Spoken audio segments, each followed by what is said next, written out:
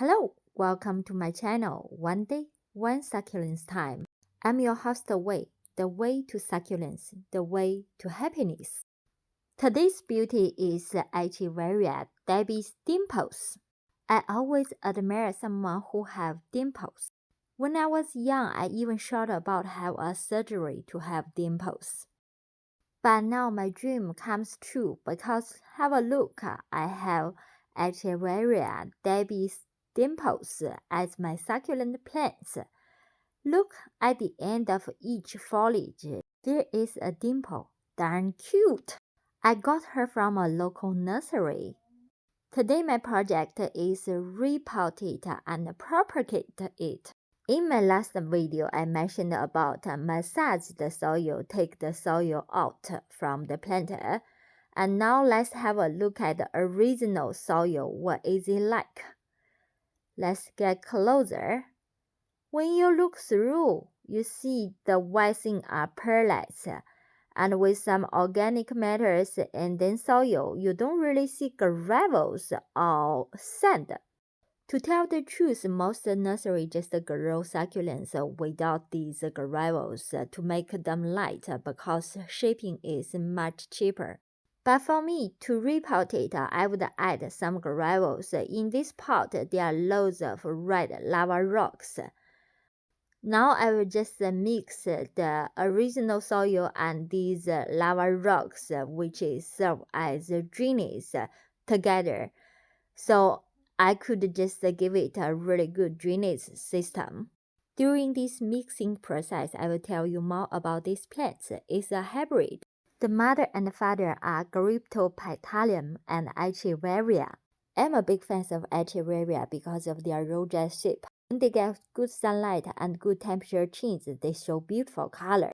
For this planter, there is a smaller hole at the bottom. I will put a mesh to cover the hole.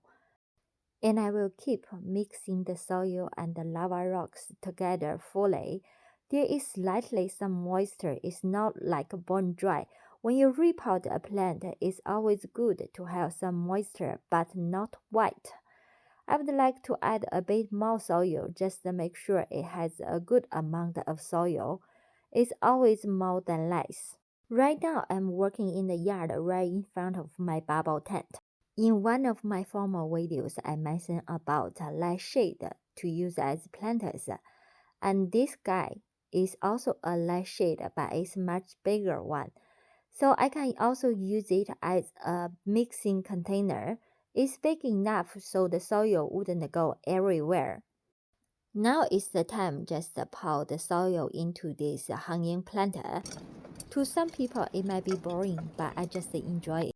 For repotting, normally I fill half of the planter first. Now is the time to put this rosette in.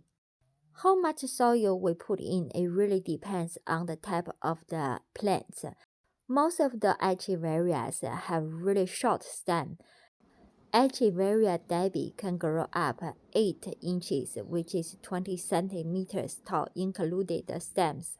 So that means they do have a certain amount of stem. That's why I fill the half planter first. I always recommend people to wear gloves, so you see it's quite handy. You can just get the soil with your hands directly instead of using any tools. Now I just press the soil down a bit. In order to make it pretty, I want to add some more feature at the edge of this planter. You guess what I'm going to use. Because this planter is a hanging planter, so I want to plant something which could hang over the planter to add some more beauties. In that situation, some string of something is good, such as string of bananas or dolphins or pearls. I will add something handy. In this green plastic pot, there are some donkey's tail foliage. I collected them last winter and get them propagated.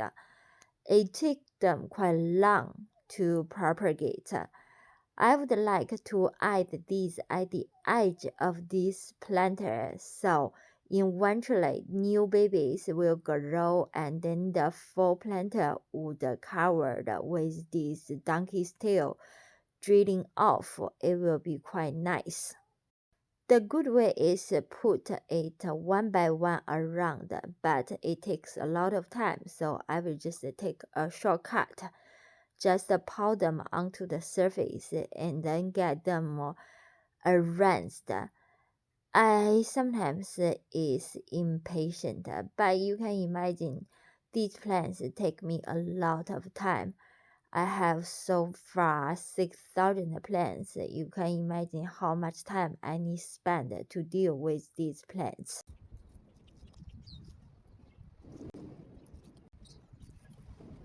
By the end, I would also add some soil on the top of the propagation part. It's not really like a thick layer of soil, but it's a good protection of the foliage. Now you see it's covered, but after a month or two, you will see the donkey's tail is drilling off the plant. Most Echeveria actually are from Mexico, so you can imagine they are not hardy. The minimum temperature they can manage is 20 Fahrenheit, which is -7 degrees centigrade.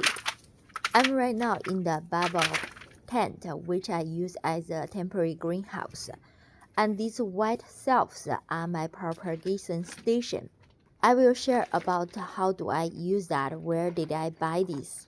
Echeverias are winter dormant plant. From spring on to autumn, they will grow. But there's a funny thing, they do bloom in the winter time as well. They need at least 6 hours good sunlight, but not direct sunlight. They will get burnt easily. During the grow season, if you grow them indoor, water them once a month is enough. If you grow them outside, it depends whether there is a cover or not. If there is a cover, maybe like every 2 weeks, water once. But if there is no cover, there's a rain, water it for you. If you have good drainage, you don't need to worry about too much rain. But if it's just the soil, it's dangerous for the plants. Thank you for watching my video. Hopefully what I share in this video is helpful to you. If you haven't subscribed our channel, please subscribe for more information. And if you like the video, please give us a thumb up. And please do share with others who love plants, especially succulents. And I wish you a good day. Bye for now.